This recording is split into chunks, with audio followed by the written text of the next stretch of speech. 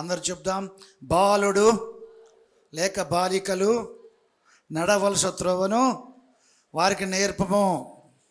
కుమారుల కుమార్తెలకైతే తల్లిదండ్రులు నేర్పాలి, బాలురు బాలికలకైతే టీచర్స్ నేర్పాలి. దేవునికి స్తోత్రం. మంచిది. వారు పెద్దవారైనప్పుడు, వాడు లేక ఆమె పెద్దవారైనప్పుడు దానిలో నుండి ఏది నడవలసిన త్రోవను నేర్పుతావు చూడు. వారు నడవలసిన త్రోవను నేర్పితే వారు వయసులో పెద్దవారైనాక కూడా నడవలసిన త్రోవలో నుంచి తప్పిపోకుండా దాంట్లోనే ఉంటారు. దేనికి స్తోత్రం, దేవుని కాక. కాబట్టి తల్లిదండ్రులైన వారికి బాధ్యత ఉన్నది. తల్లిదండ్రుల వారు తమ కలిగిన పిల్లల్ని పెంచి గొప్పవారుగా చేస్తారు, పోషిస్తారు, సంరక్షిస్తారు, చదివిస్తారు. గొప్పవారు కావాలన్న ఆశతో కష్టపడి వారు గొప్పవారుగా చేస్తారు, వారు పెళ్ళిళ్ళు చేస్తారు. మంచి దేనికి స్తోత్రం. వీళ్ళు ఏమనుకుంటారంటే పెళ్ళి అయినాక అప్పుడే పిల్లలు వద్దు అనుకుంటారు. ఇప్పటి వాళ్ళు ఏమనుకుంటారు, ఇప్పుడు కొత్తగా పెళ్ళి చేసుకున్న వారు ముందే వాళ్ళ అండర్స్టాండింగ్కి వస్తారు. ఏమని, ఒక 3 years వరకు వారు పిల్లలు వద్దు అని చెప్పుకుంటారు. ఒక 1 year 2 years అయినాక వీళ్ళ పేరెంట్స్ ఏమంటారు, ఏమిరా 3 సంవత్సరాలు అవుతుంది, మాకు మనవాళ్ళు ఇయ్యరా, మనవరాళ్ళు ఇయ్యరా అని అనడం మొదలు పెడతారు. 4 ఏళ్ళు అయిపోతాయి, 5 ఏళ్ళు అయిపోతాయి, పిల్లలు కావాలంటారు. దేవునికి స్తోత్రం. జాగ్రత్త. చాలామంది పిల్లలు చేసుకొని 3 years వరకు పిల్లలు వద్దు అనుకుంటే 3 years తర్వాత పిల్లలకు కావాలనుకున్నప్పుడు కారు. ఏం తెలుసా, పిల్లలు అనుగ్రహించబడకపోవటం పెళ్ళి చేసుకున్నంత మాత్రాన వాళ్ళ స్వాధీనంలో లేదు ఆ విషయం. యాకోబుకి 2 అక్క చెల్లెలు భార్యలుగా ఉన్నారు. పెద్దమ్మ పేరు లేయా, జబ్బు కండ్లది. రెండవ పేరు రాహేలు, అందమైన స్త్రీ. వీరిద్దరి కోసం 14 సంవత్సరాలు మామకు లాభానికి కొలువు చేశాడు. రెండవ దానికోసం మొదట 7 సంవత్సరాలు చేస్తే వారి తండ్రి రాహేలు తండ్రి మోసం చేసి పెద్దదాన్ని ఇచ్చాడు, లేయాను జబ్బు కళ్ళది. జబ్బు కళ్ళ లేయాను యాకోబు ఇష్టపడటం లేదు. సుందర ముఖం కలిగిన రాహేలు ఇష్టపడుతున్నాడు. 7 సంవత్సరాలు పనిచేశాడు, ఆమెను ప్రేమిస్తున్నాడు గనక 7 సంవత్సరాలు పెద్ద కాలం అనిపించలేదట. దేవునికి స్తోత్రం. చూడండి, యాకోబు రాహేలు ప్రేమించినందున 7 సంవత్సరాలు కొలువు చేశాడు. కొద్ది దినములాగా తోచిదట, 7 సంవత్సరాలు అనిపోయింది. వారి మామ లాబాను పెద్దదాన్ని ఇచ్చి చిన్నదాన్ని ఇవ్వకుండా మోసం చేస్తే, ఇట్లెందుకు చేస్తావు అంటే, మా దేశ మర్యాద కాదు, పెద్దదాన్ని పెళ్లి చేయకుండా చిన్నదాన్ని పెళ్లి చేయుట. కాబట్టి చిన్నది కూడా నీకు కావాలంత ఇంట్రెస్ట్ నీకుంటే ఆమె కొరకు ఇంకో 7 సంవత్సరాలు కొలువు చేయాలి. మరొక 7 సంవత్సరాలు అంటే రాయల కోసం ఇప్పుడు ఎన్ని సంవత్సరాలు చేసినట్టు? పెద్దదాని కోసం ఒక్కరోజు కూడా చేయలే. చాలామంది ప్రసంగాలు పెద్ద ఆమె కోసం 7 సంవత్సరాలు, రెండామె కోసం 7 సంవత్సరాలు కాదు. అది రాహేల్ కోసమే మొదటి 7 సంవత్సరాలు, రాహేల్ కోసమే రెండవ 7 సంవత్సరాలు, 14 సంవత్సరాలు రాహేల్ కోసమే చేశాడు. బైబిల్ ఏం చెప్తుందంటే, రాహేల్ని ప్రేమించాడు గనక అవి కొద్ది దినములుగా తోచను, ఏ 14 సంవత్సరాలుగా అనిపించలేదట. ఆయన హత్యా నేరంలో చిక్కుకొని జైల్లో సరిగా శిక్ష పడాలంటే 14 సంవత్సరాలు పడతాయట. 14 సంవత్సరాలు పడతాయి. వాడు బయటకు వచ్చే లోపల పిల్లలందరూ పెద్దోళ్ళు అయ్యింటారు, భార్య ముసలాం అయ్యింటుంది. 14 సంవత్సరాలు కొలువు చేశాడు రాహేలు చేసుకోవడానికి. అంత ఇష్టపడ్డాడు. కానీ దేవుడు ఏం చేశాడు తెలుసా, లేయానే యాకోబు కొరకు పిల్లలు కనేటట్టు గర్భం తెరిచాడు. లేయా ద్వేషింపబట్టం చూచి ఆమె గర్భము తెరిచెను. మంచోళ్ళుగా అంటుంది ఆమె. రూబేను, షిమ్యోను, లేవి, యూదా వీళ్ళకి అంటుంది. గర్భం ఉడిగిపోయింది. రాహేలు దాసిని ఇచ్చింది, నాకు పిల్లలు లేరని. దాసి పిల్లలుగా అంటుంది, రాహేలుగా అంటలేదు. ఆమె దాసినిచ్చేది చూసి లేయా దాసినిచ్చేది. లేయా దాసి కూడా పిల్లలుగా అంటుంది, కానీ రాహేలుగా అంటలేదు. 2 దాసులు పిల్లలుగా అన్నారు. ఆ తర్వాత గర్భం ఉడికిపోయినా కానీ దేవునికి ప్రార్థన చేసి మరలా పిల్లలుగా అంటం మొదలుపెట్టింది. ఈమె ఆశ్చర్యపోయింది. మొదట ఆరంభంలో అర్థం కాక రాహేలు భర్త అయిన యాకోబు దగ్గరికి వచ్చి, మా అక్కకు పిల్లల్ని ఇస్తున్నావు, నాకు పిల్లలు ఇట్లే, దీన్ని బట్టి చూస్తున్న అక్కనే నువ్వు ఎక్కువ ప్రేమిస్తున్నావు, నన్ను ఎక్కువ ప్రేమిస్తలే. మర్యాదగా పిల్లలు ఇస్తావా ఇయ్యవా అని గొడవ పెట్టుకుంది. అప్పుడు రాహేల్ ఏమన్నా తెలుసా? యాకోబు రాహేల్ మీద కోప్పడి, నీకు సంతానము ఇవ్వకపోయిన దేవుని స్థానములు నేనున్నానా అని అన్నాడు యాకోబు. యాకోబేమో దేవుని చిత్తానుసారంగా జవాబుని ఇస్తున్నాడు కోపముతో రాహేల్కి. రాహేలేమో అక్క పిల్లల మీద పిల్లలు కంటా ఉంది, గర్భం ఉడికిపోయినా కూడా ప్రార్థన చేసి కంటా ఉంది, దాసినిస్తే దాసి కంటా ఉంది, నా దాసినిస్తే దాసి కంటా ఉంది, అందరు కంటున్నారు కానీ నేనే కనలేకపోతున్నా.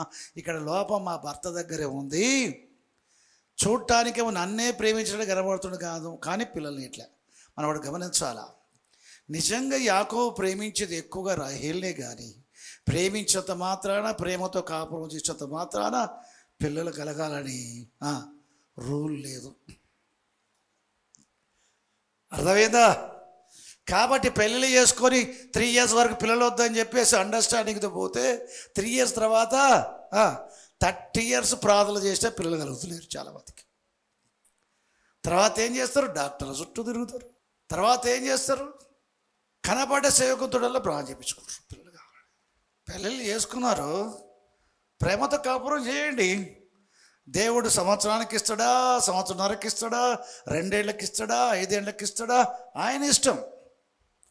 నీకు గర్భఫలము నివ్వని దేవుని స్థానములో నేను ఉన్నాననే మాటలు యాకోబు దేవునితో నడిచే వ్యక్తి గనక దేవుడి చిత్తాన్ని ఎరిగి దేవుని చిత్తాసరిగా మాట్లాడుతున్నాడు. దేవునికి స్తోత్రం. ఏ తల్లిదండ్రులకైనా గర్భఫలం ఇవ్వబడేది పరలోక దేవుడు అనుగ్రహిస్తాడు. దేవునికి స్తోత్రం. ప్రతి మనిషిలో ఉన్న ఆత్మ పరలోక సంబంధమైంది, శరీరము భూలోక సంబంధమైంది. బైబిల్ ఏం చెప్తుందో తెలుసా? శరీరములో ఉంచబడిన ఆత్మ పరలోకం నుండి వచ్చింది, ఆ ఆత్మయే నిజమైన వ్యక్తి. దేవునికి స్తోత్రం. దేని మహిమ కలుగాక. పరిశుద్ధాత్మ వల్ల శరీరము యేసుప్రభువు కలిగింది పరలోకములోన, మరియ గర్భములోన. పరిశుద్ధాత్మ వల్ల కదా యేసుప్రభు శరీరం కలిగింది. పరిశుద్ధాత్మ కలిగిన శరీరం పరలోకంలో కలిగిందా, ఈ లోకంలో మరియ గర్భములో కలిగిందా? మరి పరలోకం వచ్చింది ఎవరు? శరీరమా ఆత్మ? ఆత్మ. ప్రతి మనిషిని ఆత్మ పరలోకం నుండి రావడం కలిగింది. ఆత్మలే నిజమైన వ్యక్తులు, వారు పరలోకములో ఉన్నారు. దేవుడు ఆత్మ, దేవుడు ఆత్మ, ఆత్మైన దేవునిలో మన ఆత్మలు ప్రపంచాలు పుట్టకము నుంచే ఉన్నవి. అందుకనే పౌలు చెప్తాడు ఎఫెసీ పత్రిక 1:7 జగత్తు పునాది వేయబడక మునిపే ప్రేమ చేత దేవుడు పరలోకంలో ఉన్న క్రీస్తులో మనల్ని ఏర్పరచుకున్నాడు. మనం దేవుల్లో ఉన్నాం. ఉన్నవారిని, అదృశ్య దేవుడైన దేవుళ్ళలో ఉన్నవారిని, తండ్రిలో ఉన్నవారిని తన కుమారుడిని యేసుక్రీస్తు ప్రభువులో ఉంచాడు, ఏర్పరుచుకున్నాడు. అసలు ఆరంభం ఎక్కడ అంటే దేవునిలో. మనం ఏర్పరచబడేది ఎక్కడ అంటే క్రీస్తులో అనే విషయం జ్ఞాపకం చేసుకో. ఎప్పుడు జగత్తుకు పునాది వేయబడక మునిపి అంటే నీవు నేను జగత్తుకు పునాది వేయబడకపోయి ఉన్నాం. నీవు నేను జగత్తుకు పునాది వేయబడక మునిపి ఉన్నామంటే ఉన్నదేంటి? ఆత్మలు. జగత్తుకు పునాది వేయబడకపోతే భూమి ఎక్కడి నుంచి వస్తుంది? జగత్తుకు పునాది వేయబడకపోతే భూమి ఉందా? భూమి లేదు. జగత్తుకు పునాది వేయబడటం అన్నప్పుడే సృష్టం వస్తుంది, దాంట్లో భూమి కూడా వస్తుంది. దేవునికి స్తోత్రం. జగత్తు పునాది వేయబడక మునిపే అంటే భూమి ఆకాశం లేక మునిపే. మరి భూమి ఆకాశం లేకపోతే, భూమి ఆకాశం లేనప్పుడు నీకు శరీరం ఉంటుందా? భూమి కలిగినప్పుడే కదా భూమిలో నుంచి నీకు శరీరం కలిగింది. భూమి లేకపోతే మనిషికి శరీరం ఎక్కడిది? ఈ నేల లేకపోతే మనిషి శరీరం ఉందా? ఆదాము శరీరం ఉందా? ఆదాము చెవ్వ కలిగేదా? ఆదాము నుంచి కయ్యను హేబెలు కలిగేవారా? వాళ్ళ ద్వారా వంశావళులు వచ్చేవా? లేదు. నేల సృష్టించబడక మునిపే నీవు ఉన్నావు. జగత్తుకు పునాది వేయబడక మునిపే నీవు ఉన్నావు. దేవునిలో ఉన్నావు. దేవుడు పరలోకంలో ఉన్నాడు, నువ్వు పరలోకంలో ఉన్నావు. కాబట్టి ప్రసంగి చెప్తున్నాడు, మన్నైనా తిరిగి మన్నైపోతుంది. ఆత్మ దానిని దయచేసే దేవుని యొద్దకు మరలా పోవును. దేవుడు ఎక్కడున్నాడు? పరలోకంలో ఉన్నాడు. దాన్ని దయచేసాడంటే ఎక్కడి నుంచి దయచేసాడు? పరలోకం నుండి. దేవుని యొద్దకు పోవును అంటే తిరిగి ఎక్కడికి పోవును? యేసు ప్రభు చెప్పింది అదే. ఈ లోకానికి వచ్చినప్పుడు నేను పరలోకం నుండి వచ్చాను, పరలోకానికి ఎక్కిపోతాను. పౌలు చెప్పింది అదే. మనం ఈ లోకంలోకి వచ్చినప్పుడు ఏమీ తీసుకొని రాలేదు, ఈ లోకం నుంచి వెళ్ళిపోయేటప్పుడు ఏమీ తీసుకొని పోలేము. ఎట్లా వచ్చాం? ఒంటరిగా ఆత్మగా వచ్చాం. తల్లి గర్భంలో శరీరాన్ని ధరించుకుని భూమి మీద పుట్టాం. ఇక్కడ ధరించుకున్న శరీరము ఇక్కడే వదిలిపెట్టేసి ఆత్మలం ఎక్కడి నుంచి వచ్చామో ఆ దేవుని దగ్గరికి వెళ్ళిపోతామని చెప్పాడు. దేవునికి స్తోత్రం. పరలోకంలో జగత్తు పునాది వేయబడిపే దేవునిలో నీ ఆత్మ నా ఆత్మ ఉన్నది. ఆ పరలోకంలోని ఆత్మల్ని ఈ భూమి మీద కొంతకాలం నివసింపచేయుట దేవుని చిత్తము.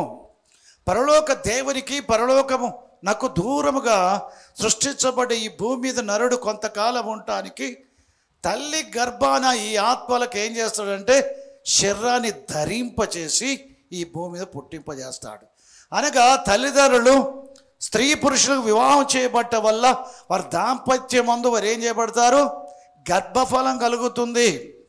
ఆ గర్భఫలం శరీరము వారిని బట్టే కలుగుతుంది. కానీ ఆత్మ పరలోకుడు వచ్చిన ఆత్మకు శరీరం అమర్చబడటం జరుగుతుంది. దేనికి స్తోత్రం. తల్లిదండ్రులు కలిగే కుమారుల కుమార్తెల ఆత్మలు ఎక్కడి నుంచి వస్తున్నారు? పరలోకం నుంచి భూమి మీదకి వస్తున్నారు. రావడానికి భూమి మీద పుట్టుక పేరుతో ప్రారంభమై చావు పేరుతో భూమి మీద కొద్ది సంవత్సరాలు జీవించడానికి వారికి ఏది అవసరం? శరీరం అవసరం. పరలోకం వచ్చే ఆత్మలమైన మనకు మన శరీరమును ఉత్పత్తి చేసింది మన తల్లిదండ్రులే. తల్లిదండ్రులు పరలోకంలో నిన్ను భూమి మీదకి తీసుకురాగలిగారు. దేవునికి స్తోత్రం. కానీ భూమి మీద ఉన్న నిన్ను పరలోకం తీసుకుపోయేది ఎవరయ్యా అంటే ఆత్మీయ తల్లిదండ్రులు. వారు ఎవరంటే బాగుగా పాలన చేయు పెద్దలు, విశేషంగా వాక్యోపదేశం అందు ప్రయాసపడువారు. దేవుని సేవకులు నీకు ప్రార్థించి సువార్త ప్రకటించగా నువ్వు విశ్వసించి ఆ కృపచేత ఆత్మరక్షణ పొందడం జరుగుతుంది. నువ్వు రక్షించబడ్డావు. క్రీస్తు యేసు సువార్త వలన నేను మిమ్మల్ని కంటిని, నేను మీకు ఆత్మీయ తండ్రిని అంటాడు పౌలు కొరింథీ సంఘానికి. ఉపదేశకులు 10,000 మంది మీకున్నా కానీ తండ్రులు అనేకులు లేరు. క్రీస్తు యేసు సువార్తను మీకు ప్రకటించడం ద్వారా నేను మీ ఆత్మల కంటిని, మీ ఆత్మీయ తండ్రి నేను తండ్రిని పిలువబడకూడదు, కానీ మీరు నా పిల్లలని నేను చెప్పవచ్చు. మీకు ఆత్మీయ తండ్రినే, కానీ భూమి తండ్రిని ఎవరికి పేరు పెట్టద్దు. దేవుడు ఒక్కడే మనకు తండ్రి.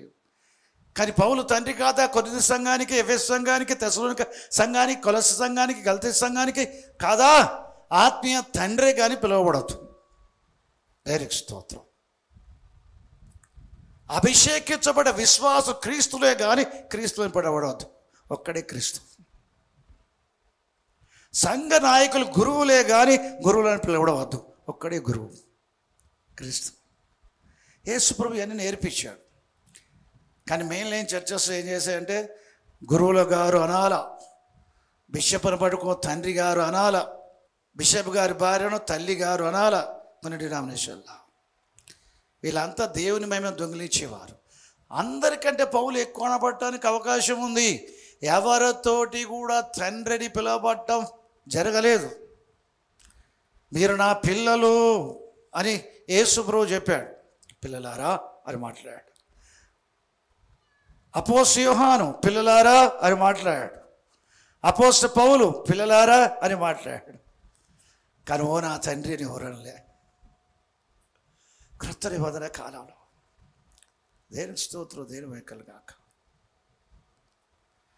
వయస్సును బట్టి తండ్రిని పిలవటం అనేది ఉంటుంది. నాయన అని పిలిచేది ఉంటుంది. మట్టు మర్యాద అమ్మ అని పిలిచేది ఉంటుంది, చెల్లి అని పిలిచేది ఉంటుంది, అక్క అని పిలిచేది ఉంటుంది, అన్న అని పిలిచేది ఉంటుంది. దేవునికి స్తోత్రం. మర్యాదను బట్టి. కానీ స్పిరిచువల్ వరల్డ్లో దేవుడు పరలోకంలో మనల్ని భూమి మీద పంపటానికి తల్లిదండ్రులు వాడుకున్నాడు. భూమి ఉన్న మనల్ని పరలోక పంపటానికి సేవకుల్ని వాడుకుంటాడు. దేవునికి స్తోత్రం. భూమి ఉన్న వారు పరలోకం పోవాలంటే ఎవరు కావాలి? దేవుడు ప్రజలలో నుండి ఎవరైనా ఒకరు లేపి ప్రత్యేకపరచుకొని అభిషేకించి వారి నాయకుడిగా నియమిస్తాడు. ఈ ఆత్మ సంబంధ నాయకుడు ద్వారానే నువ్వు ఎక్కడి నుంచి వచ్చావు అక్కడ పోవాల్సి ఉంటుంది. దేనికి స్తోత్రం. యేసుప్రభు చెప్పాడు, నా ద్వారానే తండ్రి ఎద్దుకున్నాడు పరలోకం రావాలి. కానీ క్రీస్తు యేసు ద్వారానే అని ప్రకటించే వారి ద్వారా కూడా మీరు పరలోకం పోతున్నారు. యేసుప్రభు ద్వారానే. కానీ యేసుప్రభు ద్వారానే భూమి ఉన్న నీవు పరలోకానికి వెళ్ళాల్సి ఉంటుందని చెప్పేసి తెలియజేసేవారు కావాలి కదా. ఆ తెలియజేసేవారు సేవకులు. కాబట్టి బైబిల్ ఏమి చెప్తుందో తెలుసా? పరిశుద్ధ గ్రంథంలో మొదటి తిమోతి పత్రిక, తిమోతిల దైవజనులకు పౌలు రాసిన మొదటి పత్రిక 5వ అధ్యాయం 4వ వచనం నుండి 8వ వచనం వరకు చూస్తే, తల్లిదండ్రులకు ప్రత్యుపకారం చేయాలి. మన కుటుంబంలో కుమారులు కానీ కుమార్తెలు కానీ మనవలు కానీ మనవరాండ్రు కానీ ఉన్నట్లయితే విధవరాండ్రైనా మీ తల్లులకు సంఘానికి భారంగా ఉండకుండా మీరే వారి బాధ్యత వహించాలా. బైబిల్ కాని సంఘాలు విధవరాలు దిక్కులేని విధవరాలను వారు ఏం చేసేవారు? పోషించేవారు, సంరక్షించేవారు, వారి జీవితాలను నిర్వహించేవారు. దాన్ని బట్టి ఓల్డేజ్లు పుట్టేమో. దేనికి స్తోత్రం. చూడండి, కాబట్టి ఆ విధంగా సంఘంపై భారముగా ఉండకున్నట్లు మీరే కుమారులు కుమార్తెలు ఎవరున్నారో, మనవల్ల మనవరాలు ఎవరున్నారో మీ తల్లిదండ్రులకు, మీ వృద్ధులైన విధవరాలైన వారికి ప్రత్యుపకారం చేయాలి. మీ తల్లిదండ్రులకు, మీ స్వకీయులకు, మీ సొంత ఇంటి వారికి వారు సంరక్షింపకపోయినట్లయితే అవిశ్వాస కంటే చెడ్డవారయ్యుండి విశ్వాస త్యాగం చేసిన వారు అవుతారు అని తిమోతి పత్రిక 4వ అధ్యాయం 8వ వచనం రాయబడింది. 4వ అధ్యాయంలో ప్రత్యుపకారం చేయాలి. 8వ అధ్యాయంలో ఎవడైనా తన స్వకీయులను తన ఇంటి వారిని సంరక్షింపకపోయాడులా వాడు అవిశ్వాస కంటే చెడ్డవాడట. బిలీవర్ అని చెప్పుకోవడానికి అర్హత లేదు. అవిశ్వాసగా చెడ్డవాడయుండి విశ్వాస త్యాగం చేసేవాడగును. కాబట్టి ఏం చేయాలట? నీ తల్లిదండ్రులను సన్మానించాలి. నీ తల్లిదండ్రులకు ప్రత్యుపకారం చేయాలి. నీ తల్లిదండ్రులకు ప్రత్యుపకారం చేయటమే సన్మానించుట. పరలోకం నుండి భూమికి నేను తీసుకొని రావటానికి నిన్ను కనిన నీ తల్లిదండ్రులు నీ చేత ప్రత్యుపకారం పొందుటకు అర్హులు. పరలోకంలో నిన్ను దేవుడు భూమి మీద పంపటానికి నీ తల్లిదండ్రులు వాడుకున్నాడు. వారి గర్భాలను పుట్టావు, వారి రక్తమాంసాలు పాలివాడవయ్యావు. వారి కని నిన్ను పెంచి పెద్దవారికి చేసి నీ జీవితాన్ని స్థిరపరిచి వారు వృద్ధులైపోయిన తర్వాత వారు నీపై ఆధారపడేవారుగా కనబడతారు. ఒకవేళ జీవితకాలం వారు సంపాదించుకున్నప్పటికీ వారికి ఫెలోషిప్ కావాలి, ఆదరణ కావాలి. వారు రోగశయ కానీ ఆరోగ్యకర శయ మీద కానీ వృద్ధాప్యాన్ని బట్టి ఆశీనులై పడుకొని ఉంటే వారికి పలకరించి ఆదరించి పనిచేసే పరిచయం చేసే దిక్కు కావాలి. ఎవరు వారు? కుమారులు కుమార్తెలే, మనవలు మనవరాళ్ళే. కాబట్టి ఏం చేయాలి? తల్లిదండ్రులకు ప్రత్యుపకారం చేయాలి. మిమ్మల్ని గారవించి పెంచి గొప్పలు చేయడమే కాదు, మీరు పెళ్ళి చేసుకొని మీ పిల్లల్ని మర్చిపోతారు. భార్య వైపే నువ్వు ఉంటావు, భర్త వైపే ఆమె ఉంటుంది. మీరే ప్రేమించుకుంటుంటారు. కనిన పిల్లలు మర్చిపోతారు. కనిన పిల్లల్ని ఎవరు ఎత్తుకుంటారు? ఈ ముసలోళ్ళు ఎత్తుకుంటారు. నిన్ను ఎత్తుకోవటమే కాదు, నిన్ను పోషించడమే కాదు, నిన్ను లాలపాలన చేయటమే కాదు, చివరికి మీ గర్భాన పుట్టే పిల్లలు కూడా మీరు చేయాల్సిన సర్వీస్ అంతా చేస్తారు. వాళ్ళని ఎత్తుకుంటారు, ముచ్చట్లు పెడతారు. వాళ్ళు ముసలోళ్ళు ఇద్దరు, వీడు సేమ్ వాళ్ళు నాన్నలాగానే చేస్తున్నాడు అంటారు. అట్టాడు ముచ్చలతో కాలయాపన చేస్తారు వాళ్ళు.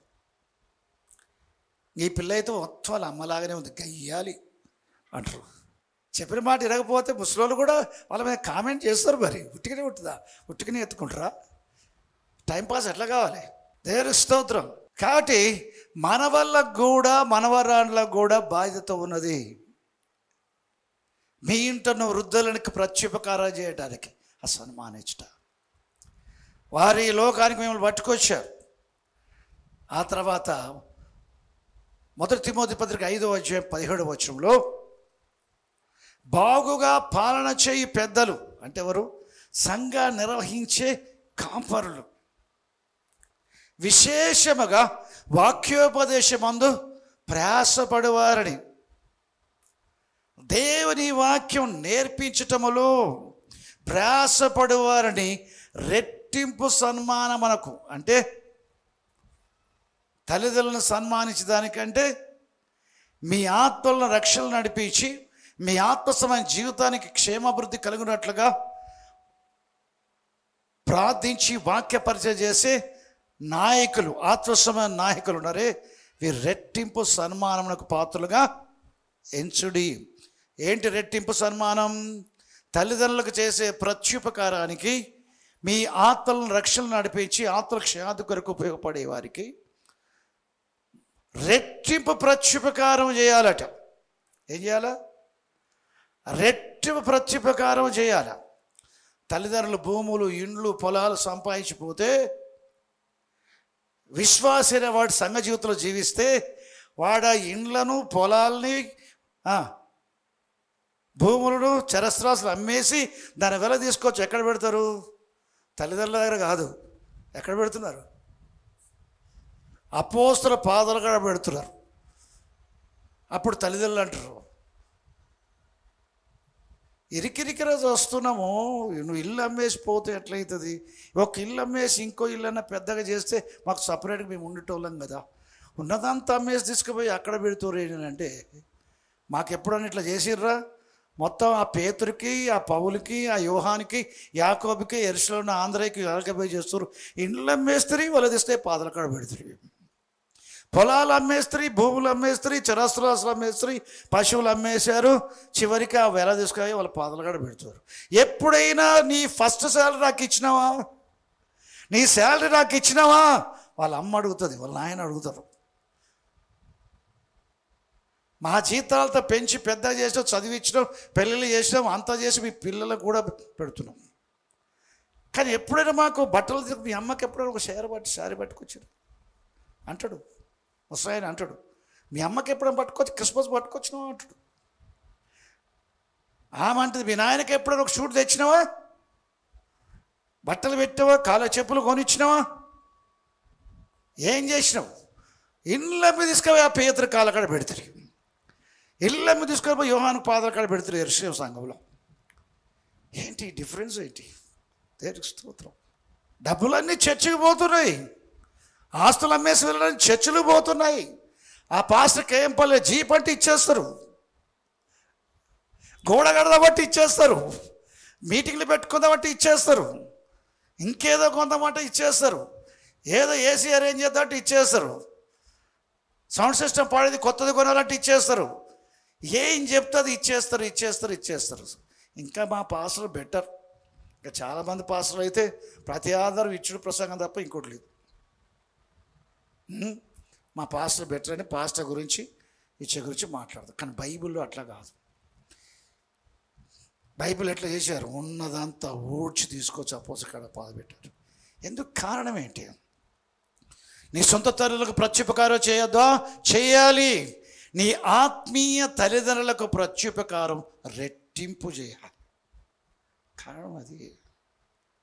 కారణం అది. హల్లెలూయా. ఇటువంటి ఆత్మానుభవం గల పిల్లలుగా మన పిల్లలు ఉండాలంటే, బాలుడు నడవలసిన త్రోవను వానికి బాల్య దినాల నుంచే నువ్వు నేర్పాలి. బాల్య దినాంత నేర్పటానికి బాధ్యత ఎవరిదంటే తల్లిదండ్రులది. తల్లిదండ్రుల అనుమతితోటే సంఘములో ఉండే ఆత్మీయ తల్లిదండ్రులు ఉంటారు, టీచర్లు. చిన్నపిల్లల పరిచయం చేసే నాయకత్వం ఉంటుంది. తల్లిదండ్రులు ఇష్టపడకపోతే, తల్లిదండ్రులు ఆ విధంగా సమర్పించకపోతే సంఘ నాయకులు, సంఘములు, వాక్యోపదేశకులు, ప్రార్థించేవారు కూడా ఏం చేయలేరు. కిలికియా అనే ప్రదేశంలో తార్సు అనే పట్టణంలో పుట్టాడు పౌలు. వారి కుటుంబం అంతా అక్కడే ఉంది. రోమా అధికారం కింద కిలికియాలో పుట్టిన ఆ వ్యక్తి రోమా పౌరసత్వాన్ని కలిగి ఉన్నాడు. కానీ యూదయలోని యెరూషలేములో గమలీయేలు అనే పరిసయుడు ఉంటే, తల్లిదండ్రులు కిలికియా ప్రదేశం నుంచి, టర్కీ పక్కనున్న కిలికియా ప్రదేశం నుంచి యూదయ దేశంలోని యెరూషలేములో అందరి పరిసయుడైన గమలీయేలు పాదాల చెంత ధర్మశాస్త్ర విద్య నేర్చుకోవటానికి పంపించారు. బాల్య దినాల నుంచే వచ్చి గమలీయేలు పాదాల చెంత ధర్మశాస్త్ర విద్యను నేర్చుకున్నాను అన్నాడు. ఇక్కడ ఇంట్రెస్ట్ ఎవరిది? ముందు పౌలుదా, పౌలు తల్లిదండ్రులదా? పౌలు తల్లిదండ్రులది. పౌలు తల్లిదండ్రులది ఇంట్రెస్ట్. యెరూషలేముకి వెళ్ళాలి, పరిసరలో ప్రఖ్యాతిగాంచిన గమలీయేలు అనే వ్యక్తి ఉన్నాడు. ఆయన బైబిల్ పండితుడు. నా కుమారుడు ఆయన పాదాల చెంత ఉండి ధర్మశాస్త్ర విద్య నేర్చుకుంటే మేము కూడా పరిసయలకు తెగ చెందిన వాడం కనుక నా కుమారుడు కూడా గమలీయేలు వలె పరిసయ తెగలకు చెందినవాడే మంచి బోధకుడు ఇజ్రాయేలుకి అయిపోవాలా, మంచి సేవకుడు కావాలన్న ఆశతో పంపించారు. కానీ దేవుడు ఏం చేశాడు తెలుసా? వారు అనుకున్న దానికంటే ఎక్కువగా ఆలోచించాడు. తల్లి గర్భంలో పౌల్ని ఏర్పరచుకున్న సంగతి గమలీయేలుకు తెలియదు. పౌలు తల్లి గర్భంలో ఏర్పరచబడ్డ సంగతి ఆయన తల్లికి తెలియదు, తండ్రికి తెలియదు. గలతీ పత్రిక 1వ అధ్యాయం 15వ వచనంలో పౌలు తల్లి గర్భంలో ప్రత్యేకపరుచుకున్నాడు. దేవుడు దేని కొరకు? ఆయన కుమారుడైన యేసు ప్రభువును అన్యజనుల్లో ప్రకటించడానికి ఆయన ప్రత్యేకపరుచుకున్నాడు. ఆయన యందు దేనికి మన క్రీస్తు యేసు బయలుపరపని అనుగ్రహించటానికి ఆయన దేవుడు సృష్టించాడు. పరలోకమున పౌలు ఆత్మ, పౌలు యొక్క తల్లిదండ్రులు కిరికియాలో ఉంటే వాళ్ళ గర్భాన పడ్డాడు, శరీరాన్ని అమర్చుకుని పుట్టాడు. ఆ గర్భాన వేసినప్పుడే దేవుడు పౌలుని ప్రత్యేకపరుచుకున్నాడు. దేనికి? దేవుని కుమారుడిని యేసుక్రీస్తు ప్రభుని అన్యజనులలో ప్రకటించుటకు. అంటే అర్థం, అన్యజనులకు అపోస్తులుగా ఉండడానికి ముందుగానే ప్రత్యేకపరుచుకున్నాడు. దేవునికి స్తోత్రం. ప్రసంగాలు చేయడం కాదు, యేసుక్రీస్తు ప్రభుని ప్రకటిస్తున్నాడు. ఆయన జీవితంలో బయలుపరచబడటానికి కృప అనుగ్రహించాడు. ఇది తల్లిదండ్రులు తెలుసా? తల్లిదండ్రులు తెలుసా? తెలియదు. కానీ నా కుమారుడు భయభక్తుల్లో పెరగాలి, నా కుమారుడు పరిసయుడైపోవాలి, నా కుమారుడు ఇజ్రాయేలుకు బోధకుడు అయిపోవాలని చెప్పి కిలికియా ప్రాంతంలో నుంచి, తార్సన పట్టణంలో నుంచి యెరూషలేము పట్టణానికి తల్లిదండ్రులు కుమారుని పంపించారు. బాల్యములోనే రామాలో నివసించే ఎల్కానా హన్నాలో ఏం చేశారో తెలుసా? తమ కలిగిన కుమారుడైన సమూయేలు పాలు విడిచిన తర్వాత షిలోహులోని దేవుని మందిరానికి తీసుకొచ్చారు. అక్కడ పాస్టర్ ఏలీ ఉంటే ఆ మందిరానికి తీసుకొచ్చేసి హన్నా పరిచయం చేసుకుంటుంది, ఎల్కానా పరిచయం చేసుకుంటారు. పాస్టర్ ఏలీ అంటే వృద్ధుడై ఉన్నాడు. పాస్టర్ ఏలీ గారు నన్ను గుర్తుపట్టారా? అమ్మ, ఎంతోమంది వస్తుంటారు పోతుంటారు, నేను ముసలోని అయిపోయినా, కళ్ళు కనరాకున్నాయి, ఎవరిని గుర్తుపడతా అంటే, ఒకసారి దేవాలయంలో కూర్చొని ఎడకబాగారు కూర్చొని నేను ప్రార్థన చేస్తూ ఉంటే భారముతో మత్తు తీసే అని చెప్పినావు నాతోటి. మత్తు కాదు నా ఎల్లవాడా, నా ఆత్మని యెహోవాలో కుమ్మరించుకుంటా అని చెప్పినా చూడండి. సంతానం కొరకు ప్రార్థన చేస్తాం, ఒక సంతానం కొరకు. ఆ స్త్రీ నేనే. ఆనాడు ఆ ప్రార్థన దేవుడు ఆలకించి కుమారుడు ఇచ్చాడు. వీడి బ్రతుకు దినములన్నీ కూడా యెహోవాకు ప్రతిష్ఠితుడు. వీడి దేవుని సన్నిధిలో ఉండే పని చేయనట్లుగా నీకు అప్పచెప్తున్నా, మందిరములో విడిచిపెడుతున్నా అంటే సమూయేలు అనే బాలుడు అప్పుడే యెహోవాకు అక్కడే మొక్కెను. చూడండి దేవుని స్తోత్రం. ఇక్కడ తల్లిదండ్రుల సమర్పణ ఎవరికి అప్పచెప్తున్నారు? పాస్టర్కి, సంఘానికి అప్పచెప్తున్నారు. పరలోకంలో సమూయేలుని వాళ్ళ ఇంట్లో పడేసాడు వాళ్ళ గర్భాన. ఇప్పుడు వీరు పరలోకానికి పంపటానికి వీడి ఆత్మ విషయమై మేము కాదు, శరీర విషయమై మేము. పరలోకాన్ని ఇక్కడ తీసుకొచ్చింది ఉపయోగపడే దేవుని చేతిలో భార్యాభర్తలు మేము, తల్లిదండ్రులు మేము. కానీ భూమి ఉన్న సమూయేలు అతని జీవితంలో దేవుని చిత్తం నెరవేర్చబడి ఎక్కడి నుంచి వచ్చాడు ఆ పరలోకం పోవటానికి? అతని జీవితం నిర్వహించబడాల్సింది సేవకులతో, సంఘముతో. అనే సంఘములో సేవకు నాయకత్వాన అప్పచెప్పడం జరిగింది. మనం ఏం చేస్తాం?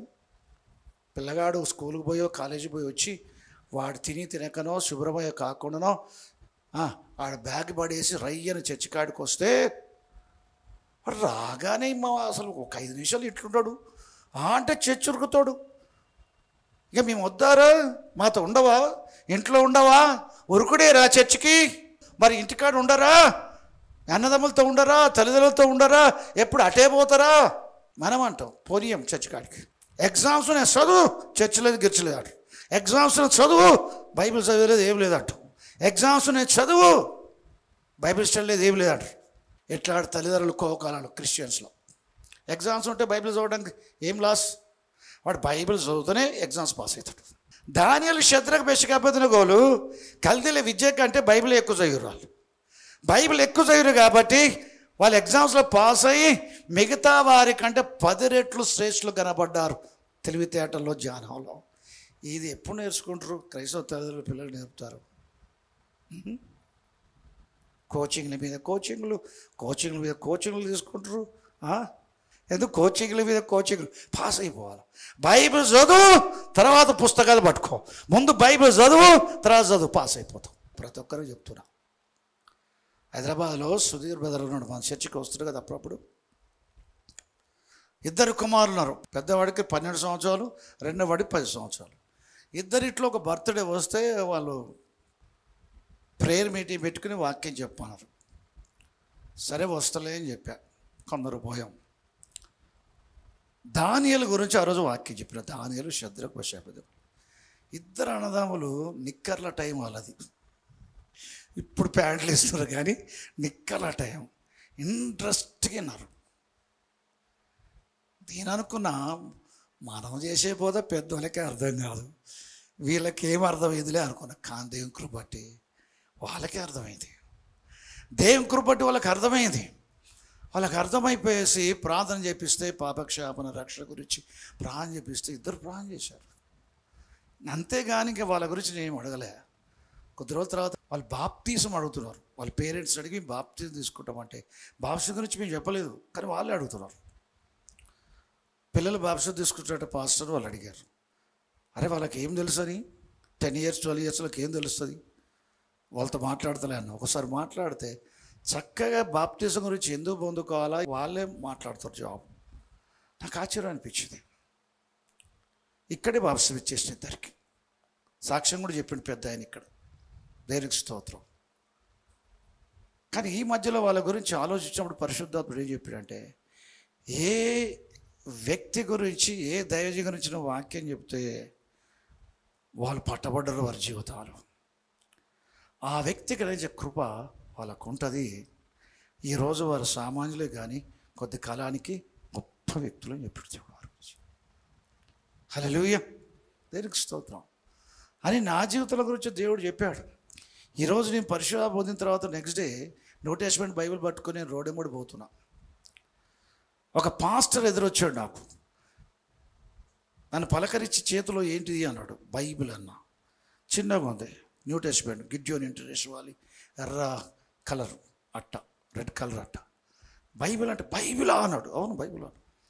నువ్వు మారిపోయినావా అంటే మారిపోయాను. ఎప్పుడు మారిపోయాను? నిన్న మారిపోయాను అన్నాడు. ఎట్లా మారిపోయాను? సాక్షి చెప్పిన. మరి నేను ఒక మీటింగ్ పోతున్నా, సాక్ష్యం చెప్తావా అంటే వాక్యం కూడా చెప్తా అన్నా. అనేసరికి వాక్యం చెప్తావా అన్నాడు. వాక్యం చెప్తా. సరే రా అని తీసుకొని పోయాను. అక్కడ వాక్యం చెప్పడానికి సమయం ఇచ్చినప్పుడు ఈ రోజున మన మధ్యలో కొత్త పిల్లవాడు ఉన్నాడు, ఒక అబ్బాయి ఉన్నాడు, ఆయన పేరు అబ్రహాం. ఇప్పుడు వాక్యం చెప్తాడు అన్నాడు. సాక్ష్యం చెప్తాడు, వాక్యం ఇష్టం, ఇప్పుడు మాట్లాడుతాడు అన్నాడు. నేను పట్టుకుంది క్రొత్త నిబంధన బైబిల్, నేను చెప్పింది పాత నిబంధనల సంఘటన. తర్వాత పరిశుద్ధాత్మ చెప్పాడు, నీ మినిస్ట్రీ కూడా అట్లే ఉంటుంది. లాస్ట్ మూమెంట్లో యేసుప్రభు వచ్చే ముందు నీ మినిస్ట్రీ ఉండేది అట్లా ఉంటుంది అన్నాడు. కాబట్టి నా సొంత ఎక్స్పీరియన్స్లో కూడా కొంతమంది చూసినప్పుడు నా ఎక్స్పీరియన్స్ జ్ఞాపకం చేసి ఏ వాక్యంతో ఇలా పట్టబడ్డారో ఆ గ్రేస్ వీళ్ళకు ఉంటుంది. ఇప్పుడు నేను చెప్తా ఉంటే మీకు ఆలోచనలు పెరుగుతాయి. పాస్టర్ ఏ వాక్యం చెప్తా ఉంటే నేను మారుమనసు పొందినా, రక్షణ పొందినా, నేను ప్రభు చేత పట్టబడ్డా అనే ఆలోచనలు మీకు వచ్చినాయి అనుకో, జ్ఞాపకం ఉన్నాయనుకో, మీరు కూడా ఒక ప్రత్యేకమైన వ్యక్తులు అన్నట్టు. అట్లాంటిది ఏం లేదు. వింటాడు మా తెలియకుండా మారిపోయినాం, తెలియకుండా బాప్తిసం తీసుకున్నాం, తెలియకుండా బలలో పాల్గొంటున్నాం, తెలియకుండా దేవునికి ఇచ్చేస్తున్నాం, తెలియకుండా గుడి జీవితం జీవిస్తున్నాం, తెలియకుండా రేపు చచ్చిపోతాం, తెలియకుండా పరలోకానికి వెళ్ళిపోతాం. అంటే అర్థం మీరు ఆర్డినరీ బిలీవర్స్. మంచిది, పరలోకం పోతారు, ఏం బాధ లేదు, పరలోకం పోతారు. దేని వైకలు కాక. హల్లెలూయా. తల్లిదండ్రులకు తెలియదు, కొందరు సేవకులకు కూడా తెలియదు. గమలీయేలు సేవకుడు, ఏలీ సేవకుడు. సమూయేలు భవిష్యత్తు ఏంటో ఏలీ చెప్పలేడు. హన్నా ప్రార్థన చేసి సమర్పించింది కానీ సమూయేలు భవిష్యత్తు ఏంటో హన్నా చెప్పలేదు, ఎల్కానా చెప్పలేడు. దేవునికి స్తోత్రం. ఒకవేళ జకర్యా లాటలు ఉంటే పరిశుద్ధాత్మ పూర్ణులై ఉండి ప్రవచించగలిగితే, ఓ శిశువా నువ్వు సర్వోన్నతుని ప్రవక్త అనబడదువు అని ప్రామిస్ చెప్తే, ఆ ప్రామిస్ని గుర్తుపెట్టుకొని ఈయన ప్రవక్త అవుతాడు అని. కొన్నిసార్లు ఎన్ని ప్రవచనాలు చెప్పినా ఏం గుర్తుపెట్టుకోరు. ఎంత గంభీరమైన ప్రాముఖ్య ప్రవచనాలు చెప్పబడ్డా కానీ మర్చిపోయి సాధారణ వ్యక్తులానే ఉంటారు. మరియకు వచ్చిన ప్రాఫెసెస్ ఆర్డినరీ వేలు ఉన్నాయా? గబ్రియల్ దూత పరలోకం నుంచి వచ్చి గలిలయ నజరేతుకు వచ్చి ఏమని చెప్పింది? మరియా నీకు శుభప్రాప్తురాలా, భయపడకము అని చెప్పి, దేవుని కృప పొందావు, సర్వశక్తిని కమ్ముకొను, పరిశుద్ధాత్మ మీదకి వచ్చును, నువ్వు గర్భవతి కుమారుని కంటావు, యేసని పేరు పెడతావు, ఆయన దేవుని కుమారుడు అనబడతాడు, పుట్టిన పరిశుద్ధులై దేవుని కుమారుడు అనబడతాడు, ఆయన తండ్రి యొక్క దావీదు యొక్క సింహాసనకి ఇవ్వబడును, ఇజ్రాయేల్ సంతతి వారి యుగములు ఏలుడు అని చెప్తే, నేను పురుషుని ఎరగని దారిని నాకు ఎట్లా సంభవించను? పరిశుద్ధాత్మ మీదకి వస్తాడు, సర్వశక్తిని కమ్ముకుంటుంది, పుట్టబోయేవాడు పరిశుద్ధుడు, పరిశుద్ధాత్మల కలిగే సంతానం నీకు అని చెప్పి, నీ దాసురాలను ప్రభు నీ ద్వారా సెలవిచ్చిన మాట చొప్పున నాకు జరుగునుగా కానది. సంతోషం. తర్వాత పరిశుద్ధాత్మ మీదకి వచ్చాడు, గర్భము ధరించింది, బెత్లెహేముకు యోసేపు ఆమె వెళ్ళారు, అక్కడ శిశువుని కన్నది. పరలోకుడి ప్రభుదూత దూతల సైన్యంతో వచ్చి గొర్రెల కాపరి కనబడి, భయపడకుడి, ఇదిగో పిల్లలకందరు కలగబోయే సంతోషకర సువర్తమానముకి తెలియజేస్తున్నాను, దావీదు పట్టణమందు నేడు మీ కొరకు రక్షకుడు పుట్టి ఉన్నాడు, ఆయన ప్రభు అయిన క్రీస్తు. దానికి ఇదే ఆనవాలు, మీరు పట్టణంలో ప్రవేశించినప్పుడు పశువుల తొట్టిలో పడుండబెట్టబడి పొత్తుగుడ్డలతో చుట్టబడి ఉంటుంది, అదే ఆనవాలు అని రుజువులు చెప్పారు. ఈ గొర్రెల కాపరులు పోయేసి వారి అనుభవంతో చెబితే ఆ మాటలన్నీ మరి ఏం చేసింది? హృదయంలో తలపోసుకుంటుంది, హృదయంలో భద్రం చేసుకుంది ఆమె. పిల్లవాడు పుట్టిండి, అయిపోయింది. ఆమె పుట్టేంత వరకు, యేసుప్రభు పుట్టేంత వరకు యోసేపు ఆమెను ఎరగకుండేను అని ఉంది. పుట్టిన తర్వాత శుద్ధి చేయబడి దినములు అయిపోయిన తర్వాత సాధారణంగా భార్య భర్తలు జీవించినట్టే మరియ యోసేపుతో జీవించి యేసేను కన్నది, యాకోబును కన్నది, సీమోను కన్నది, యూదాను కన్నది, కుమార్తెలను కన్నది, కుమార్తెలు కన్నది. ఈ కనుడు మొదలుపెట్టిన తర్వాత ఏమైపోయిందంటే మామూలుగా అయిపోయింది. ప్రవచనాలన్నీ మర్చిపోయింది. ఏం చేసింది? ప్రవచనాలన్నీ మర్చిపోయింది. ప్రవచనాలు లేవు, ఏమి లేవు. అందరి కుమారులు ఒక కుమారుడినా, నా కుమారుడా భోజనానికి రా అంటది. మీ తండ్రి నీ సోదరులు అందరూ కూర్చొని ఉన్నారు డైనింగ్ టేబుల్ మీద, నువ్వు ఇంకా రావట్లేదు, రా అంటే, అమ్మ కొంచెం పని ఉన్నది, ఇది కూడా కంప్లీట్ చేసుకొని ఆ టేబుల్కి 3 కాలు చేసి ఇంకొక కాలు ఉన్నది, ఆ కాలు కూడా కంప్లీట్ చేసి వస్తా. ఇట్లాంటి జరిగి ఉండొచ్చు. మామూలుగా అయిపోయింది. కాబట్టి ఏం చేస్తుంది? 12 ఏళ్ల ప్రాయంలో దేవాలయంలో, నా కుమారుడా ఇట్లా ఎందుకు చేస్తేవి, నీ తండ్రి మేము దుఃఖపడుచున్నాము. అసలు ఈయన ఎవరన్న సంగతి ప్రవచనాలు మర్చిపోయి, నా తండ్రి నీవు దుఃఖపడుచున్నాము. ఈయన ఎక్కడ ఉండాలా, ఏ పని మీద వచ్చాడు, ఎందుకు వచ్చాడు ముందు తెలియదా? సుమియోను ప్రవచించలేదా? నీ హృదయంలోంచి కత్తి దూసుకొని పోవును, వివాదాస్పద గుర్తుగా ఇతడు చేయబడతాడు, ఇశ్రాయేలుకు మహిమకరంగా అన్యజనులకు రక్షణగా దేవుడు నియమించిన వాడిని చూస్తున్నా, దేవుడు సిద్ధపరిచిన రక్షణ ఇదే అని పెద్ద పెద్ద ప్రవచనాలు ఉన్నది ఆమె. కానీ ఒక్క ప్రవచనం కూడా గుర్తుందా ఆమెకు? లేదు. చివరికి ఎక్కడి దాకా వచ్చింది? యేసేపు నీ తండ్రి అని చెప్తా ఉంది. ఆమెకు తెలుసు యేసేపు నా తండ్రి కాదని, కానీ అప్పుడు పని చేయట్లే. సాధారణ స్త్రీ అయిపోయింది. దేవుడు తండ్రి, ఆయన దేవుడి కుమారుడు అనబడతాడు ఆమెకు తెలుసు. యేసు ప్రభు 30 ఏళ్ల వయసులో సేవ చేస్తున్నాడు. సేవ చేస్తూ ఉంటే భోజనం చేయటం టైం లేదు. ఆయన ఒక ఇంట ఉన్నప్పుడు జనులు కిక్కిరుస్తున్నారు. మరియా ఆమె కుమార్తెలు అందరూ బయట ఉన్నారు. ఎవరో చెప్పారు, నన్ను కలుసుకోండి, నీ తల్లి నీ సోదరులు బయట ఉన్నారంటే, ఎవరు నా తల్లి, ఎవరు నా సోదరులు, ఎవరు నా సోదరు? ఈయనకు స్పిరిచువల్ మైండ్ ఉంది. భోజనం చేసిండా మా కుమారుడు? చేయలేదు. పబ్లిక్ వచ్చి పోతారు, అందరు దెయ్యాలు బట్టోళ్ళు, రోగులు అందరు రావటం, బోధ చేయటం, భోజనం చేయటానికి కూడా టైం లేదంటే ఆయనకు మతి చెల్లించుడొచ్చు అని ఆలోచించి, ఆ ఇంటి వారు ఆయనకు మతి చెల్లించిందని పట్టుకోవడానికి ట్రై చేశారట. యేసుప్రభువుకు మతి చెల్లించిందని ఎవరు చెప్తుర్రు? చుట్టూన్నోళ్ళు కాదు, ఆయనకు మతి చెల్లించిందని ఇంటోళ్ళు అంటుర్రు. అవునా కాదా? అవునా కాదా? చూడండి, మార్కు సువార్త 3వ అధ్యాయము 20-21 వచనం. ఆయన ఇంటిలోనికి వచ్చినప్పుడు జనులు మరలా గుంపు కూడి వచ్చిరి గనక భోజనం చేయటకైనా వారికి వీలు లేకపోయాను. ఆయన ఇంటి వారు సంగతి విని ఆయన మతి చెల్లించునని చెప్పి ఆయన పట్టుకున్న కొరపోయి ఇంటి వాళ్ళు ఏం చేస్తారు? ఆయన మతి చెల్లించింది, ఎర్రగడ్డ హాస్పిటల్ వేద్దామని చెప్పేసి పట్టుకోవడం. మీరు ఎవరు? వాళ్ళు ఇంటోళ్ళు. ఎవరికన్నా ప్రవచనం గుర్తుందా? యేసుప్రభుని గురించి ప్రవచనంలో గుర్తున్నాయా? తల్లికి గుర్తున్నాయా? తల్లికి ఏమన్నా ఆమె తమ్ముళ్ళకు చెల్లెలకు చెప్పి, అరే మీలాగా కాదు ఆయన పరిశుద్ధాత్మలో జన్మించాడు, మీరంతా మీ తండ్రి యోసేపు కానీ ఆయనకు తండ్రి మాత్రం పరలోకంలో దేవుడే, కాబట్టి ఆయన వివాదాస్పద గుర్తుగా ఉంటాడు, ఆయన గొప్ప వ్యక్తి, కన్య గర్భవతి కుమారుని నన్ను కూర్చుని ప్రవచనం, ఆయన కూర్చుని ప్రవచనం. ఏలైనా మనకు శిశువు పుట్టిన కుమారుడు వచ్చినప్పుడు రాజ్యభారం ఉండును, ఆశ్చర్యకరుడు, ఆలోచనకర్త, బలవంతుడు దేవుడు, నిత్యులకు తండ్రి, సమాధానకర్తకు అధిపతి పేరు అని ఉందే. ఆ ప్రవచనం ఆయన గూర్చి ప్రవచనాలి అని కుమారులు చెప్పిందో లేదో తెలియదు, కానీ వాళ్ళందరూ మాత్రం ఇప్పుడు మాత్రం ఈయన పిచ్చి పట్టింది, మత్తి చెల్లించదని పట్టుకోవడం వేరు. ప్రవచనాలు ఉన్నాయా వాళ్ళ? చాలామందికి కూడా ఉంటాయి ఈ ప్రవచనాలు, జ్ఞాపకం చేసుకోండి.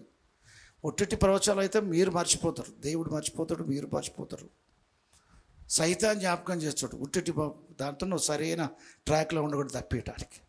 దేవుని పరిశుద్ధాత్మల ప్రవచనాలు ఇతర దైవజనుల నుంచి వచ్చినా, నీ నుండి కలిగినా, ఎప్పుడు నువ్వు రాసుకోకపోయినా పరిశుద్ధాత్ముడు జ్ఞాపకం చేస్తూనే ఉంటాడు, జ్ఞాపకం చేస్తూనే ఉంటాడు. అవి నెరవేర్చబడేదాకా వదిలిపెట్టడు. నేను నీతో చెప్పినది నెరవేర్చే వరకు నేను విడిపోను యాకోబు అన్నాడు. నేను నిన్ను గూర్చి చెప్పిన విషయాలు నెరవేర్చే వరకు నేను విడిచిపెట్టను. ఒక అబ్రహామే కాదు, ఒక యాకోబే కాదు, ఒక ఇస్సాకే కాదు, ఒక ఏలియానే కాదు, ఒక పౌలే కాదు, ఎవరి గురించి సరే, ఒక ఎస్తేరే కాదు, ఒక దెబోరే కాదు, స్త్రీ పురుషుల భేదం లేకుండా ఎవరిని గూర్చైనా చెప్పబడిన మాటలు, దేవుని మాటలు ప్రవచనానుసారం ఉన్నాయా, ఆయన నెరవేర్చబడదు తప్పవు. దేనికి స్తోత్రం. సాధారణ భయభక్తుల తల్లిదండ్రులకు ప్రవచనాలు ఏమి రావు. తల్లి గర్భంలో ఏర్పరచుకున్న వారు నీ గర్భాన దేవుడు వేస్తాడు. జకరియా ఎలిజబెత్లాగా పరిశుద్ధాత్మ పూర్లై ప్రవచించే స్టేటస్ నీకు లేకపోవచ్చు కాక, పౌలు యొక్క తల్లిదండ్రులాగా మీ తల్లిదండ్రులు ఉండొచ్చు, ఏలి పాస్టర్ లాగా మీ పాస్టర్లు ఉండొచ్చు. ఈ పిల్లవాడు పెద్దవాడితే ఏమవుతాడో గ్రహింపలేని స్థితిలో ఉండొచ్చు. కానీ దేవుని ప్రణాళికలో తల్లి గర్భన పడింది మొదలుకొని ప్రత్యేకపరుచుకున్నాడు ఆయన కొరకు. ఆయన కుమారుడైన యేసు ప్రభువును అన్య జనుల్లో ప్రకటించవాలని ప్రత్యేకపరచుకోవటమే కాకుండా ఆయన కుమారుడైన యేసు ప్రభువును ఆయనను బయలుపరప అనుగ్రహించబడటానికి కృపనిచ్చాడు. దేవునికి స్తోత్రం. ఆయన పరిచర్యలో బోధల ద్వారా యేసుప్రభు సర్వలోకాన్ని తెలవబడ్డది. ఆయన జీవితంలో యేసుప్రభు కూడా బయలుపరచబడడం జరిగింది. క్రియాపరమైన జీవితంలోనూ మాటల యందును కూడా దేనికి మన క్రీస్తు యేసు పౌల్లో ప్రత్యక్షపరచబడ్డానికి కారణం తల్లి గర్భాన పడింది మొలుకుని ఆ ఉద్దేశంతో దేవుడు ఆయన్ని ప్రత్యేకపరచుకున్నాడు. గమలీయులకు తెలియదు, తల్లిదండ్రులకు తెలియదు. తల్లిదండ్రులు ఏమనుకున్నారంటే ఇజ్రాయేల్ బోధకుడు పరిసయ్యుడే బోధకుడైతే చాలు అని చెప్పేసి యెరూషలేముకు పంపిస్తే దేవుడు వీళ్ళన్నట్టు కూడా జరిగించాడు. ఇవన్నిటిని ఉపయోగించుకొని ఇదే ఉద్దేశం దేవుడు ఏర్పరచుకున్నాడు. అక్కడి నెరవేరే వరకు ఆ మార్గాన్ని దేవుడు మలచుకుంటాడు, నడిపిస్తాడు, నిర్వహిస్తాడు. దేవునికి స్తోత్రం. ఆయన చిత్తం మాత్రమే నెరవేర్చబడు. దేవుడు ఏర్పరచుకున్న సంఘాలలో, దేవుడు ఏర్పరచుకున్న కుటుంబములలో, దేవుడు ఏర్పరచుకున్న సేవకులలో దేవుడు ఉద్దేశించింది నెరవేర్చుకోవడం జరిగింది తప్ప మనుషులు అనుకున్నవన్నీ కూడా ఏం చేస్తాడు, వాటిని ప్రయోజనకరంగా మలచుకొని ఉపయోగించుకొని ఆయన అనుకున్నది చివరికి నెరవేరుస్తాడు. మంచిది, వాక్యం నేర్చుకోవడం తప్పేం కాదు కదా. గమలీయుల దగ్గర పోవడానికి దేవుడు అనుమతి ఇచ్చాడు. తెలిసి తెలియక తల్లిదండ్రులు పంపించారు. గమలీయులైన వృద్ధుడైన గొప్ప ఆ పరిసయ్యుని పాదాల చెంత ధర్మశాస్త్ర విద్యను అభ్యసించాడు. ధర్మశాస్త్ర ప్రవక్త లేఖనాలంటే బాగా తెలుసు. తోటి బాలులలో కూడా నిష్ఠగల వ్యక్తిగా ఉన్నాడు పౌలు. బాల్యం నుండి నన్ను ఎరిగిన వారు ఉన్నారు, వారిని అడగండి నేను బాల్యం నుంచి ఎంత నిష్ట గలవాడుగా ఉన్నానో మన మతపర విషయం అని చెప్పాడు. యూదుల మతాన్ని అవలంబిస్తూ ధర్మశాస్త్ర విద్యను గమలీల పాదుల కాడ ఉండి పరిసయ్యుల తెగకు చెందినవాడుగా ఉన్నాడు. నేను పరిసయ్యుడను, నేను యూదా మతానికి చెందినవాడను అని చెప్పి చాలాసార్లు చెప్పాడు పౌలు. దేవునికి స్తోత్రం. కానీ దేవుడు నువ్వు పరిసయ్యుడిగా ఉంటాం ఆయన చిత్తం కాదు. ధర్మశాస్త్ర విద్యను నేర్చుకుని ధర్మశాస్త్రం అనుసరించి జీవించడం ఆయన చిత్తం కాదు. ధర్మశాస్త్ర ప్రవక్త లేఖలను అనుసరించి పాత నిబంధన అనుసరించే వ్యక్తిగా ఉంటా ఆయన చిత్తం కాదు. దేవుడు ఏం చేస్తున్నాడు? తల్లిదండ్రులు అనుకున్న దానికంటే, దేవుని సేవకులు అనుకున్న దానికంటే ఎక్కువ అనుకుంటున్నాడు ఆయన. ఎక్కువ అనుకుంటున్నాడు తెలుసా? క్రీస్తుకు సమానమైన సంపూర్ణ పురుషుడు కావాలి పౌలు. క్రీస్తుకు సమానమైన వ్యక్తిగా చేయబడాలి పౌలు. పౌలులో క్రీస్తు ప్రకటించబడాలి, పౌలులో క్రీస్తు బయలుపరచబడాలి. అందుకే తల్లి గర్భంలో ఏర్పరచుకున్నాడు. తల్లి గర్భంలో ఏర్పరచబడే సంగతి గమలీలకు కానీ తల్లిదండ్రులకు కానీ తెలియదు. ఈబీఎస్కి వచ్చిన పిల్లలారా, మీరు ఏమై ఉన్నారో మీ టీచర్ తెలియదు. దేవుడు ఏ పర్పస్ ఈ లోకాన్ని పంపించి తల్లి గర్భంలో ఏర్పరచుకున్నాడు మీ పాస్టర్కి తెలియదు, మీ చర్చ్ ఎల్డర్స్ తెలియదు, మీ పేరెంట్స్ తెలియదు, ఎవరికి తెలియదు. మీకు కూడా తెలియకపోవచ్చు. ఓ టైం వస్తుంది మీకు తెలుస్తుంది, ఆ సమయం వస్తుంది. పౌలు పుట్టగానే పౌలు తెలియలే, పౌలు పెరగగానే పౌలు తెలియలే, సమయాలు పెరగగానే సమయాలు తెలవలే. మోషకి 20 ఏళ్ళు రాగానే అర్థం కాలే, 10 ఏళ్ళకి అర్థం కాలే, 30 ఏళ్ళకి అర్థం కాలే, 40 ఏళ్ళకి కూడా అర్థమైంది. 40 ఏళ్ళు అర్థమైంది కానీ ఇంకా రైట్ టైం రాలే. రైట్ టైం 80 ఏళ్ళకి వచ్చింది. దేవునికి స్తోత్రం, హల్లెలూయా. కాబట్టి సంఘమా, సంఘ పెద్దలారా, తల్లిదండ్రులారా, మీ పిల్లలకు 10 days VBS జరిగింది కదా, ఆ మాటలు వ్యర్థం కావు. సేమ్ పౌలు అనుకున్నట్టే మా తల్లిదండ్రులు అనుకున్నారు. ఏమనుకున్నారు? క్రిస్టియన్ స్కూల్లో వేస్తే, క్రిస్టియన్ హాస్టల్లో వేస్తే భయభక్తుల్లో పెరుగుతాడు.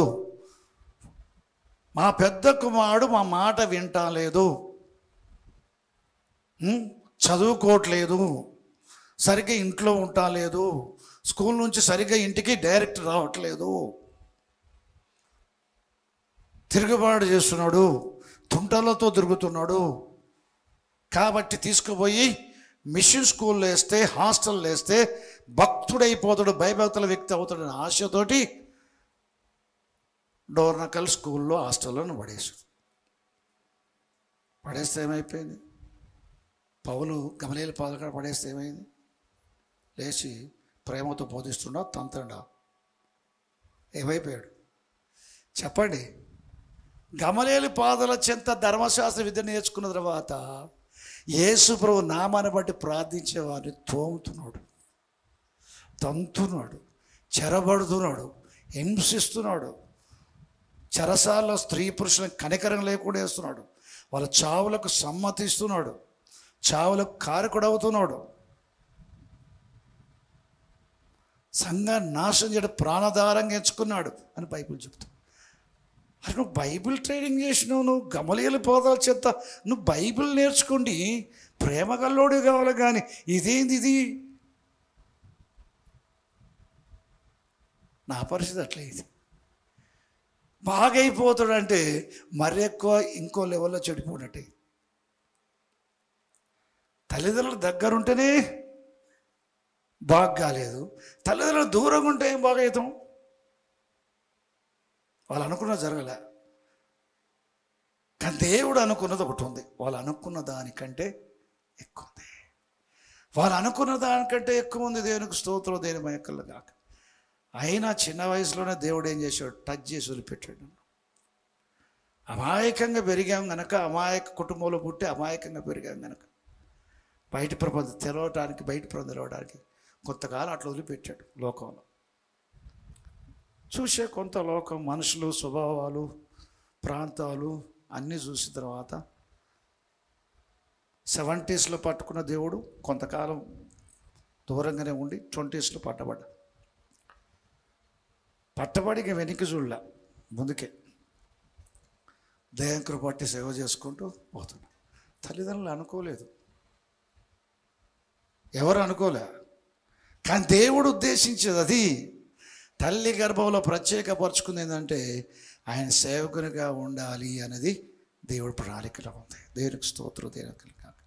కాబట్టి సండే స్కూల్ పిల్లలారా, ఈబీఎస్ స్టూడెంట్స్ లారా, మీరేమైనారు ప్రస్తుతం తెలియదు, కానీ మీరు గమలీయేలు పాదాల చేత నేర్చుకున్న పౌలులాగా, ఏలీ పాస్టర్ దగ్గర ఉన్న చెప్పినట్లు చేసినలాగా మీరు కూడా సంఘములో ఉండే సంఘ పెద్దలు పాస్టర్లు చెప్పింది నేర్చుకుంటూ ఆ ప్రకారం చెప్పింది ఆజ్ఞాపించి చేసుకుంటూ పోతే మీలో సమీయులు ప్రవక్తలు ఎంతమంది ఉంటారో తెలియదు, దెబోరాలు ఎంతమంది ఉంటారో తెలియదు, ఎస్తేర్లు ఎంతమంది ఉంటారో తెలియదు, పౌళ్ళు ఎంతమంది ఉంటారో తెలియదు, మనుషు పట్టే జాలరైన పేతురు యోహాన్లు లాగా ఎంతమంది ఉంటారో తెలియదు, మీ భవిష్యత్తు ఎట్లా ఉంటుందో మాకు తెలియదు.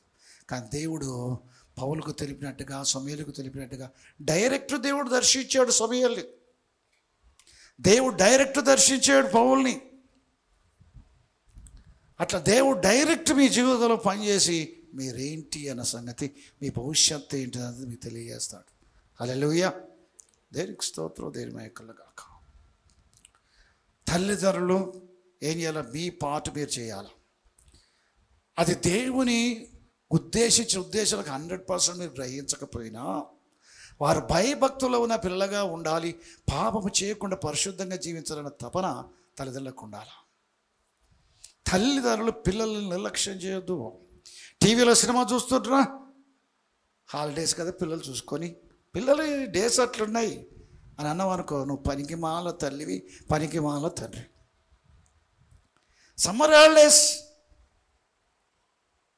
చిన్నమ్మ ఇంటికి పోదాం, ఆంటింటికి పోదాం, హైదరాబాద్ పోదాం అంటే వద్దు బేటే మన పనులు ఉన్నాయి ఇప్పుడు వద్దంటే ఇసుకిస్తూ ఉంటారు. చివరికి నేను సినిమాలు చూస్తాను, టీవీ పెట్టుకొని చూస్తే కనీసం చూడని, లేకపోతే ఊరికి హైదరాబాద్ పోదాం, బీదర్ పోదాం గొడవ చేస్తారు, చూడని అంటారు. చూడు, అట్టాడి తల్లిదండ్రులు ఏలిలాడి తల్లిదండ్రులు.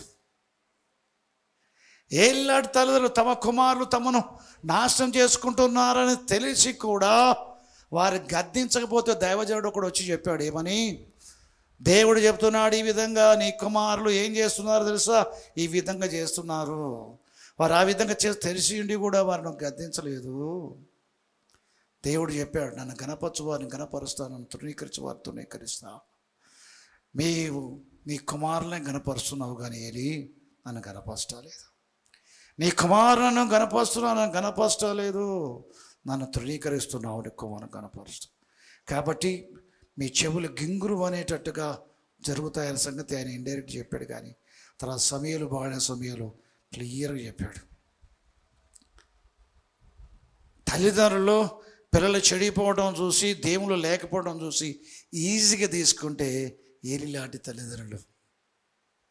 ఎప్పుడో ఏలి కాలంలో వోల్టేజ్లు జరిగిపోవడం కాదు, అట్లాంటి ప్రాక్టికల్గా ఎక్కడో కాడ జరుగుతూనే ఉన్నాయి. ఎక్కడైనా ఒక ఇన్సిడెంట్ జరిగిందంటే బైబిల్లో ఒక సంఘటన జ్ఞాపకం చేస్తున్న దేవుడు. వాళ్ళు అట్లా కావటానికి కారణం, బైబిల్లో వ్యక్తులు కారణం ఏంటో, ఈ ఫ్యామిలీ ఇట్లా కావటానికి కూడా, వాళ్ళ పిల్లలు అట్లా కావటానికి కూడా కారణం అదే కారణం అని చెప్తాడు దేవుడు. కాబట్టి ఇప్పటికి కూడా అదే విధానం ఉంది. చూడండి, జాగ్రత్త చేసే తల్లిదండ్రులు పిల్లల విషయం ఎట్లా ఉంటుంది తెలుసా? యోబు సంపన్నుడు, యథార్థవంతుడు, ప్రార్థనాపరుడు, నీతిమంతుడు, భయభక్తుల వాడు, చెడుతలను విసరించిన వ్యక్తి. అంత గొప్ప వ్యక్తులకు తూర్పు దేశాలు అంత గొప్ప సంపన్నుడు ఎవరు లేరట. అంత గొప్ప సంపన్నులకు సహజంగా భక్తి అనేది ఉండదు. బైబిల్ చదవటానికి, ప్రార్థన చేసి దేవుని సేవించడానికి అంత సమయం ఇవ్వలేరు. కానీ యోబు ఏం చేస్తాడో తెలుసా? దేవుని యందు భయభక్తులు చెడుతనని విసర్జించాడు, భయభక్తుల వాడు. అటువంటి వ్యక్తికి 10 మంది పిల్లలు ఉన్నారు, 7 కుమారులు, 3 కుమార్తెలు ఉన్నారు. వీరు సంపన్నున్న పిల్లలు కనుక వాళ్ళు తమ ఇళ్లలో విందు చేసుకుంటారు. ఒక్కొక్క రోజు ఒక కుమారుని ఇంట్లో, కుమార్తె ఇంట్లో విందు చేసుకుంటారు, ద్రాక్షరసం పుచ్చుకుంటారు, వారు వండుకునే ప్రత్యేకమైన వంటలు భుజిస్తారు, పండగలాగా చేసుకుంటారు. ఒక్కొక్క ఇంట 10 రోజుల నుంచి వాళ్ళు చేసుకుంటూ ఉంటే యోబు ఆలోచించాడు తండ్రిగా, నా పిల్లలు ఒకవేళ దేవుని హృదయంలో తిని మదించి హృదయంలో దేవుని దూషించరేమో, దూషించి పాపము చేసిరేమో అని ఆలోచించాడు. ఎంత జాగ్రత్త పడుతున్నాడు. వాళ్ళు పాపము చేసినట్టు బైబిల్ చెప్పలే, దేవుని దూషించినట్టు బైబిల్ చెప్పడం లేదు. ఒకవేళ దేవుని దూషించి, హృదయంలో దేవుని దూషించి పాపము చేసిరేమో అని ఆలోచించి ఏం చేశాడు? ప్రాతకాల పొద్దున లేచి దేవుని దహం వల్ల అర్పించి ప్రార్థన చేసేవాడు. అలాగ ఎల్లప్పుడూ చేయుచుండేవాడు, ప్రతిదినం చేయుచుండేవాడు. పిల్లల విషయమై వారు దేవునికి సంబంధించిన వ్యక్తులుగా ఉండాలి, దేవుళ్ళు ఉండాలని కోరికని ప్రతి తల్లిదండ్రులు అటువంటి జాగ్రత్త కలిగి ఉంటారు. ఏమంటారు? అటువంటి జాగ్రత్త కలిగి ఉంటారు. తల్లిదండ్రులారా, పిల్లల విషయంలో జాగ్రత్త తీసుకుంటున్నారా? జాగ్రత్త తీసుకుంటున్నారా? ఇంట్లో జ్యేష్ఠులు మీ తర్వాత పుట్టిన వారి విషయం జాగ్రత్త తీసుకుంటున్నారా? మీకు కూడా బాధ్యత ఉన్నది. ఇంట్లో పెద్దవాళ్ళు ఎవరైనా ఉంటే తల్లిదండ్రుల తర్వాత వాళ్ళకు కూడా మీ చెల్లెల విషయంలో, తమ్ముల విషయంలో బాధ్యత ఉన్నది. వారి శరీర రీతిలో వారి జీవితాలు నిర్వహించబడాలన్నది నీ కాపుదల కూడా వారికి అవసరము. నీ బాధ్యత నిర్వర్తించడం కూడా అవసరము. ఎవడి బతుకు వాడిది, వాడికి పెళ్ళిది నాకు పెళ్ళిది అంటానికి వీల్లేదు. ఎవడి బతుకు వాడిది చూడటానికి నాకెంత తల్లిదండ్రులు ఉన్నారు, వానికి అంతే తల్లిదండ్రులు ఉన్నారు అంటానికి వీల్లేదు. మీకు కూడా బాధ్యత ఉన్నది కుటుంబంలో.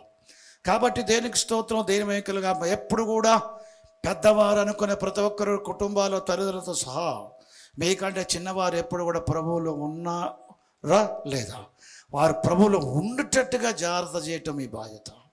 యోబు ప్రొద్దున లేచి పిల్లల విషయమై దహనాలు అర్పించి వారు శుద్ధీకరించేవాడు, శుద్ధి చేసేవాడు. జాగ్రత్త.